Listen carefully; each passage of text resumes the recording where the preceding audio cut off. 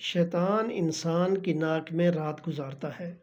ایک حدیث شریف میں اس کی تاکید آئی ہے کہ جب سویرے بیدار ہو کر وضو کرو تو 3 مرتبہ ناک میں پانی ڈال کر ضرور جھاڑ لیا کرو۔ تو اس کی وجہ یہ ہے کہ شیطان انسان کے ناک کے بانسے میں رات گزارتا ہے، اس میں پیشاب اور غلاظت کرتا ہے، اور جب سونے کے بعد انسان اٹھتا ہے تو ناک کے اندر میل کچیل بھرے ہوئے ملتے ہیں، تو اس میں شیطان کی غلاظت کے اثرات ہوتے ہیں۔ تو جب وضو میں ناک اچھی طرح جھاڑ لی جائے گی تو شیطان کے اثرات صاف ہو جاتے ہیں۔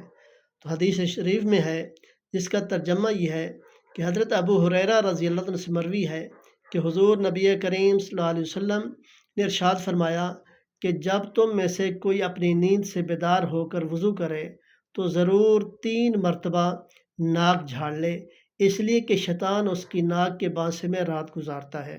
تو اس لیے جب بھی اٹھو، نیند سے بیدار ہو تو وضو کرو، تو اس میں ناک کو اچھی طرح صاف کر لیا جائے، جھاڑ لیا جائے، تاکہ شیطان کے اثرات اس میں ختم ہو جائیں۔